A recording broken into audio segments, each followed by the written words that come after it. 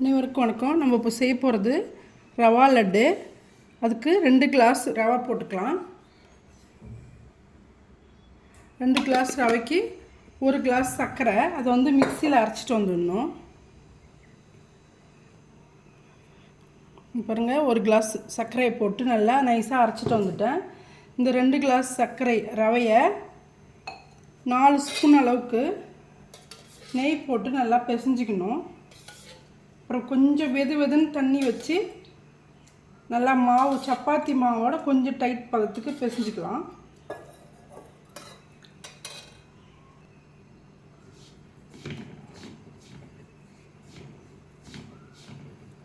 நெய் வேணாலும் போட்டுக்கோங்க, ரீஃபண்ட் ஆயில் வேணாலும் போட்டுக்கலாம். கொஞ்சமாக ஒரு 4 ஸ்பூன் அளவுக்கு போட்டுட்டு நம்ம கை பொறுக்கிற அளவுக்கு தண்ணி போட்டுக்கலாம். கொஞ்சம் கட்டியாக பிசைஞ்சிக்கணும்.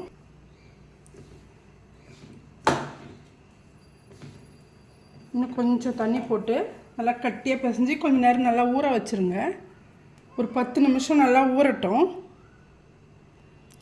இது நல்லா ஊற வச்சுட்டு நல்லா மூடி வச்சிடணும். கொஞ்சம் நேரம் நல்லா ஊறட்டும்.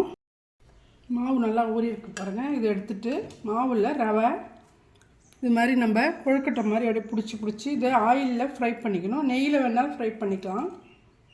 இதை பிடிச்சிட்டு காமிக்கிறேன். மாதிரி ரெட்டு மாதிரி பிடிச்சிட்டு நம்ம இப்போ ஆயில் சூடு பண்ணிவிட்டு நல்லா ஃப்ரை பண்ணிக்கலாம். ஆயில் சூடாகிடுச்சு. இது மாதிரி போட்டுட்டு சிம்மில் வேக வைங்க. நல்லா ரெட்டாகட்டும்.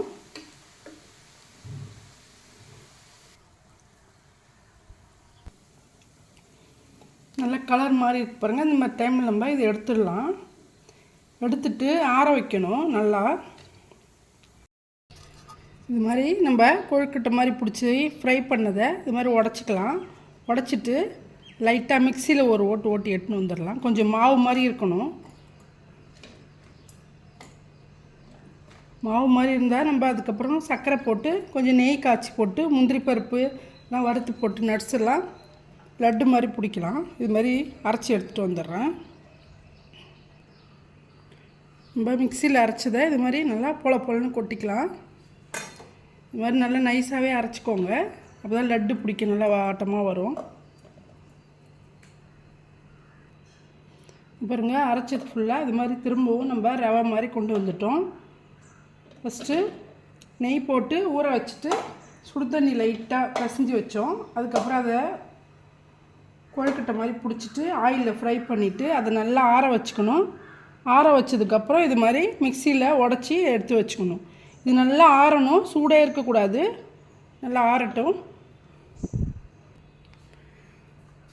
இதில் நம்ம சர்க்கரை வந்து 2 கப்பு ரவைக்கு 1 கப்பு சர்க்கரை போட்டு நல்லா அரைச்சிருக்கோம்.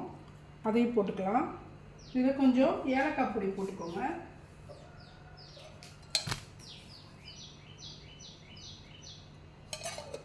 போட்டுட்டு எல்லாத்தையும் நல்லா மிக்ஸ் பண்ணிடலாம்.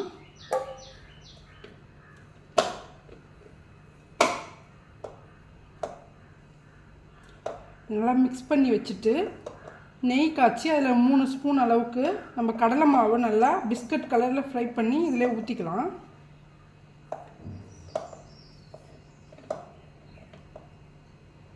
இது அப்படியே இருக்கட்டும். நம்ம நெய் வந்து ஃபஸ்ட்டு நெய் சூடு பண்ணியாச்சு. இதில் நம்ம கொஞ்சம் நட்ஸு பொடி பண்ணி போட்டுக்கலாம். நட்ஸு நல்லா சூடானதும் அதுக்கப்புறம் கொஞ்சம் காஞ்ச திராட்சையும் வெள்ளரி விதையும் போட்டுக்கலாம். போட்டுட்டு அதிலே கொட்டிட்டு திரும்பவும் நம்ம அதில் கடலை மாவு ஃப்ரை பண்ணி போடணும். நட்ஸ் எல்லாம் நல்லா ஃப்ரை பண்ணி அதிலே போட்டுடலாம். ரவையிலே நெய் ஒரு 3 ஸ்பூன் அளவுக்கு போட்டிருக்கோம். இப்போ நம்ம இதில் கடலை மாவு போட்டு நல்லா பிஸ்கட் கலரில் ஃப்ரை பண்ணணும். 2 கிளாஸுக்கு 4 ஸ்பூன் கடலை மாவு போட்டுக்கோங்க. 1 2 3 போதும், நிறையா இருக்குது. இதை வந்து நல்லா பிஸ்கட் கலருக்கு ஃப்ரை பண்ணிக்கலாம்.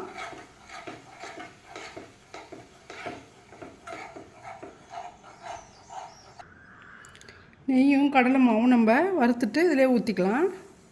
ஊற்றிட்டு இதை நல்லா மிக்ஸ் பண்ணிவிட்டு இப்போ நம்ம லட்டாக பிடிக்கணும்.